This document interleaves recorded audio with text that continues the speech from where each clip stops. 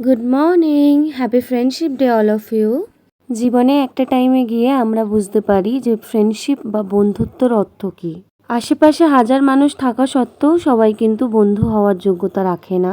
এই ফ্রেন্ডশিপ ডেতে একটাই অ্যাডভাইস থাকবে, জীবনে যাই চুজ করো না কেন বন্ধু সবসময় ভেবে চিন্তে দেখে শুনে চুজ করা উচিত। তোমার ফ্রেন্ড সার্কেল আসলেই তোমার ক্যারেক্টারের ওপর কিছুটা হলেও প্রভাব ফেলে। একজন ভালো মেন্টালিটির বন্ধুর সাথে থাকলে কিন্তু তোমার মেন্টালিটিও অটোমেটিক ভালো হবে।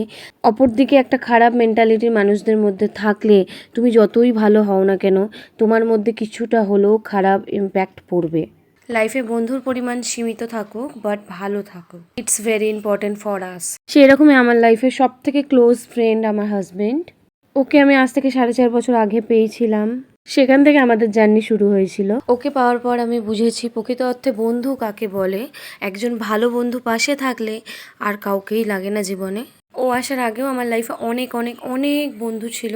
আমার কলেজ ফ্রেন্ড, স্কুল ফ্রেন্ড, ইউনিভার্সিটির ফ্রেন্ড, আমার অ্যাথলিট অ্যান্ড এনসিসি গ্রাউন্ড ফ্রেন্ডসরা সবাই। এদের মধ্যে কিছু কিছু ফ্রেন্ড আজও আমার কাছে খুবই স্পেশাল, যাদের আমি কখনোই ভুলতে পারবো না।